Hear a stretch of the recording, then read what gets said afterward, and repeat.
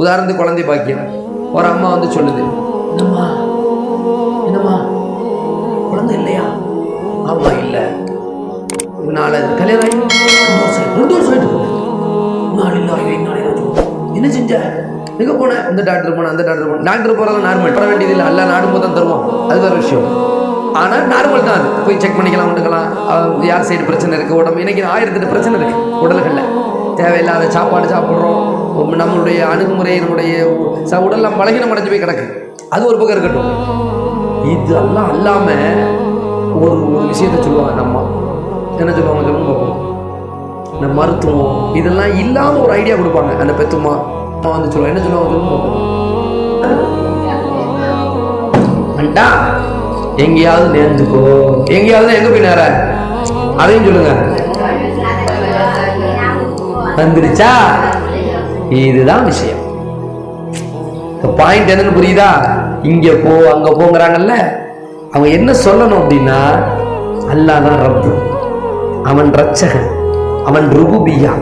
ஒரு இலை உதிர்வதாக இருந்தாலும் அவனுடைய அனுமதி இருந்தால்தான் உதிர முடியும். அவனுடைய அனுமதி இல்லாமல், அவனுக்கு தெரியாமல் இலை உதிராது. இதுதானே நம்பிக்கை. என்ன சொல்லணும் அந்த பெத்தா? என்ன சொல்லணும்னா, எம்மா நீ பயப்படாத, அல்லாஹ்ட்ட கேட்டுக்கிட்டே சஜிதால விடு. இப்ராஹிம் அலைஹிஸ்ஸலாத்துக்கு அல்லாஹ் எத்தனை காலங்கள் பெண் குழந்தைகளை தராமல் இருந்தான்? எவ்வளவு காலம்? நரம்புகள் தளர்ந்து, எலும்புகள் பலகீனம் அடைந்து, அப்போது கூட அவர்களுடைய ஈமான் பலகீனம் அடையவே இல்லை, ஈமான் தளரவே இல்லை. உறுதியாக நின்றார்கள், அல்லாஹ்விடத்திலே கேட்டார்கள். அல்லாஹ் வயோதிகத்தில் கூட குழந்தை கொடுத்தான். ஜக்கரியா அலைஹிஸ்ஸலாத்துக்கு அல்லாஹ் குழந்தை கொடுத்தான்.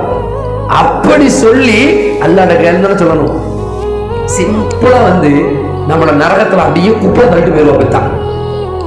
குப்பரை தள்ளி விட்டுருவோம். பெத்தா வந்தா அப்படியே ஒரு தள்ளு, டம்முன்னு ஒரு தள்ளு. எங்க நீ செய்தி பாத்தி மாட்டப்போ, செய்தி பாத்தி மாட்டோம். டாக்டர் மாதிரி குழந்தைகள் நல மருத்துவர், ஃபெர்டிலிட்டி, கருத்தரிப்பு மையம் வச்சிருக்காங்க. யார் வாடி செய்து? யாரு? ஆத்தங்கர வழியாசன் எல்லாம் தேர்லி பாத்திமா. அங்க போனா குழந்தை பாக்கியம் கிடையாது சொல்லியிருக்காங்க. தௌஹீது ருபூபிய்யா அடிக்கு நொறுக்கப்படுது. நொறுக்கப்படுதா இல்லையா? நீங்களே சொல்லுங்க, உண்மையா பொய்யா? இப்ப ஒரு பதில் சொல்லுவாங்க அவங்க. அதை நீங்களே சொல்லுங்க. பதில் என்ன பதில் சொல்லுவாங்க?